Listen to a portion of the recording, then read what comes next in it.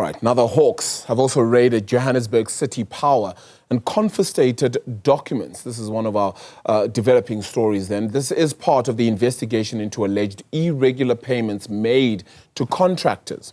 In fact, joining us is News 24 journalist Khaya Koko, who has been following this story closely then for us. Khaya, it's a good afternoon to you, but what triggered the Hawks' investigation here? So they've been looking at certain alleged procurement irregularities, as you mentioned in your intro, for a while now. It's related to mainly the 2023-24 financial year, which ended 30 June 2024. So it includes maintenance budget, outsourcing work to consultants, allegedly in irregular manners, gross inflation of prices, etc., etc. Yeah, do we know exactly what was perhaps taken or looked for during this raid? I mean, the kind of documents that were seized or indication of what devices perhaps also seized in all of this? Our understanding, it's everything related to those specific tenders, including how the maintenance budget was depleted the 23-24 financial year. It also includes purchasing orders that were issued out by the City of Johannesburg-owned entity to various contractors in what the Hawks believe to have been fraudulent activities, as well as intentional inflation of prices. Yeah. Let's talk a little bit more about that contract, though. Allegedly ballooning from 8 million to 100 million as well. Just give us a little bit more detail with regards to that, please, and remind us. So City Power, as part of its work to try and stabilize the grid in Johannesburg, was to procure what was called a visibility system. In essence, it helps the entity monitor power supply from its John Way substation in the CBD for everything from how much power is there or where the cuts are happening. So initial quotes that we saw at News 24 at the high end, I need to add, was 8.6 million to purchase the system. At the end of it, City Power ended up paying 100.6 million rand.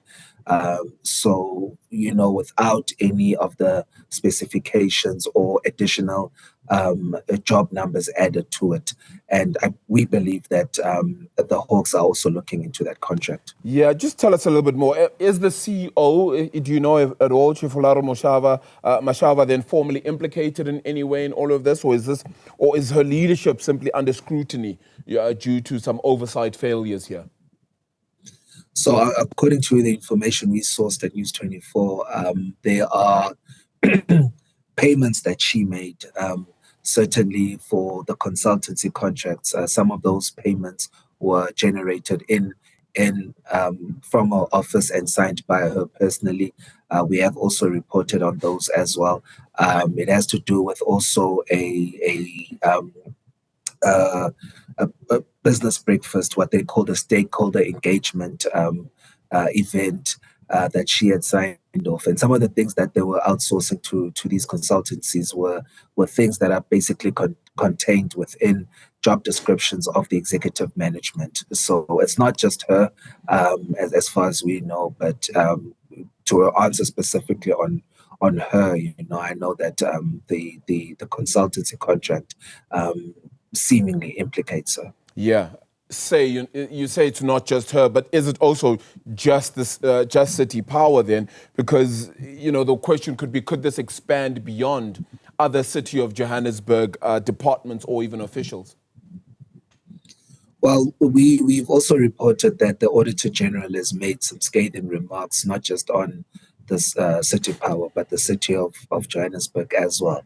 As far as we know, and what we saw were raids that happened at City Power only.